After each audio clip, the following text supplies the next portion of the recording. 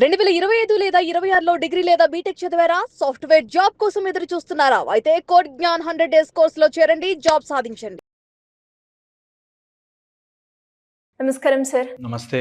Sir, ఒక రిలేషన్‌షిప్‌లోకి enter అయ్యే ముందు ఒక అమ్మాయి తెలుసుకోవాల్సిన విషయాలు ఏంటి సార్? ఆ రిలేషన్‌షిప్, ఆ జర్నీ అంత బాగుండాలి అంటే తను ఏం తెలుసుకోవాలి?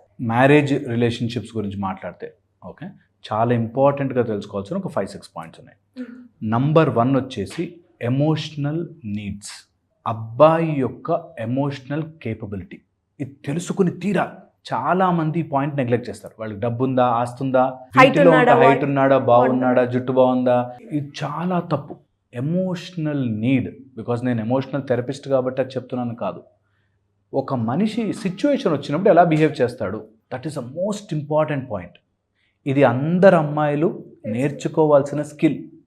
ఒక డేంజరస్ సిచ్యువేషన్ వస్తే, ఒక కోపమైన సిచ్యువేషన్ వస్తే, ఒక ఆయనకు అనుకున్నట్టుగా జరగని సిచ్యువేషన్ వస్తే ఎలా బిహేవ్ చేస్తున్నాడు, emotional growth of the person చాలా ఇంపార్టెంట్.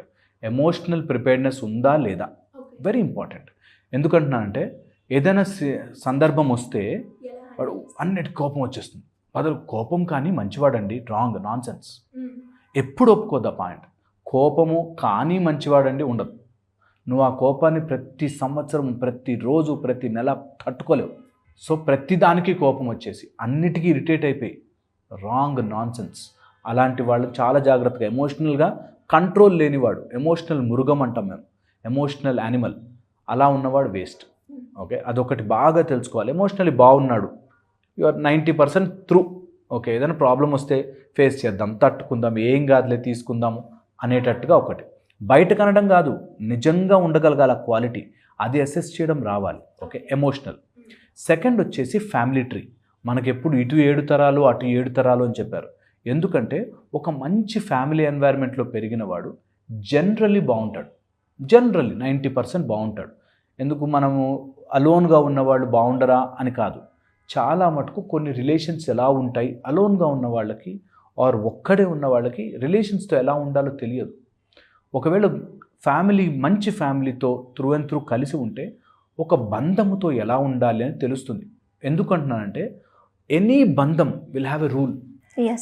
కొన్ని గివ్ అండ్ టేక్ ఉంటాయి ఒక రిలేషన్షిప్లో.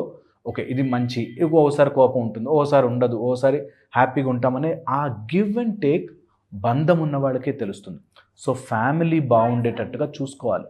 జాయింట్ అవసరం కానీ ఒక మంచి family, good family, where they have ఒక ఈవెంట్కి వెళ్తాము, ఓ పూజకు, టెంపుల్కి వెళ్తాము, ఎలా బిహేవ్ చేయాలో తెలుస్తాయి వాళ్ళకి. ఓకే, చాలా ఇంపార్టెంట్. థర్డ్ వచ్చేసి ఫైనాన్షియల్ ప్లానింగ్ లేకపోతే అలాంటి వాళ్ళు ఉన్నా మీకు చాలా ఇబ్బంది పడతారు. నిజంగా కూడా ఒక రిలేషన్షిప్లోకి వెళ్తున్నప్పుడు డబ్బు ఉందా లేదా కాదు, ఉన్న డబ్బుని ఎలా ఖర్చు పెడుతున్నారు. నాకు తెలిసిన ఒక ఫ్యామిలీ లేకపోయినా సరే పెళ్ళి అయితే బాగా జరగాలండి, మాకు పెళ్ళి బాగా జరగాలండి, పెళ్ళి ఏంటి బాగా జరగాలంటే పెద్ద పెద్ద ప్లేట్లు పెట్టాలి, పెద్ద పెద్ద స్వీట్లు పెట్టాలి, 30, 40 రకాల వంటలు పెట్టాలి. ఎందుకు? నీ స్తోమత ఏంటి, నీకు దాంట్లో ఉన్నంతవరకు పెట్టు హాయిగా. సో ప్రాబ్లం ఎక్కడ వస్తుందంటే ఫైనాన్స్ ఉన్నా లేకపోయినా వాడికి ప్లానింగ్ ఉండదు. అనవసరంగా 30 చీరలు కొనుక్కోవాలి, 50 బట్టలు కొనుక్కోవాలి, 5 షర్ట్లు కొనుక్కోవాలి, నాకు ఇలా ఉంటే నచ్చుతుంది. అలాంటి వాటితో చాలా జాగ్రత్తగా ఉండాలి. Very very important. Financial planning or financial clarity లేని వాడితో ఎక్కువ రోజులు తట్టుకోలేము. Okay, and fourth most important thing, హ్యాబిట్స్కి ఎప్పుడైనా తాగచ్చులే, ఈ మధ్య తాగుడేం పెద్ద అలవాటు కాదులే, ఎప్పుడైనా, నో వే, నో ఛాన్స్. అలాంటిది గనక మీకు ఫస్ట్లో అలవాటు కాకపోతే, ఫస్ట్లో అది అర్థం చేసుకోలేకపోతే, దాని తర్వాత ఫ్యూచర్లో అది అన్కంట్రోల్గా మారే ఛాన్స్ ఉంటుంది. ఒకవేళ మరీ తాగుబోతులు ఉందో చెడ్డవాళ్ళ అని ఆలోచిస్తే మాత్రం ఎంత కంట్రోల్ ఉంది అన్నది తెలుసుకోవాలి. Control of what they are doing. ఆ కంట్రోల్ తప్పిన రోజున మనిషి ఎంత జంతువులా మారతాడో అని తెలుస్తుంది. బికాజ్ మేము చూస్తాం, ఏ బంధమైనా తెగిపోయి నాశనం అయిపోతుందంటే వాడు పెద్ద అడిక్ట్ అయి ఉంటాడు ఏదో ఒక విషయంలో. అది it can be paan, it can be alcohol, it can be cigarette, drugs, or వాడి యాంగర్. వీటికి అడిక్ట్ అయిపోతాడు. సో అలా ఎనీ అడిక్టివ్ హ్యాబిట్స్ ఉన్నాయంటే చాలా జాగ్రత్తగా ఉండాలి. Okay, 5th and the most important, health.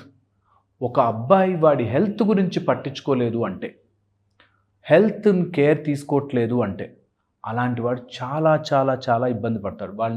వాడిని జీవితాంతం తల మీద పెట్టుకుని చూసుకునే బరువు నీ మీదకి వస్తుంది. అందుకని ఎప్పుడైనా యాక్సిడెంట్ అవ్వడమో లేకపోతే ఏదైనా హెల్త్ ప్రాబ్లం రావడమో ఓకే, బట్ తెలిసి తాగేసో, తెలిసి తప్పుడు పని చేసో, తెలిసి హెల్త్ ప్రాబ్లం తెచ్చుకుంటే this no end to it. ఆ సఫరింగ్ చెప్పలేము. ఇంకా ఆమె మ్యారేజ్ చేసుకుందని అన్ని హాస్పిటల్స్ తిరిగి, అన్ని చోట్లకి తిరిగి ఇదే ఊడిగము సేవ చేయడమే ఉంటుంది. సో హెల్తీగా ఉన్న వాళ్ళని చేసుకోవాలి. ఎందుకంటే ఇద్దరూ సమానంగా బ్రతుకుతారు హ్యాపీగా. లేకపోతే ఎంతసేపు యు ఆర్ సర్వెంట్, ఒక నర్సు లాగా, ఒక సర్వెంట్ లాగా మారిపోతుంటారు. వీటితో పాటు ఎంత కుదిరితే అంత సోషల్ స్పిరిచువల్ డెవలప్మెంట్, ఇది ఎంత ఉన్నవాడు చాలా నీకు లైఫ్లో ఒక స్మూత్ వాక్ అవుతుంది.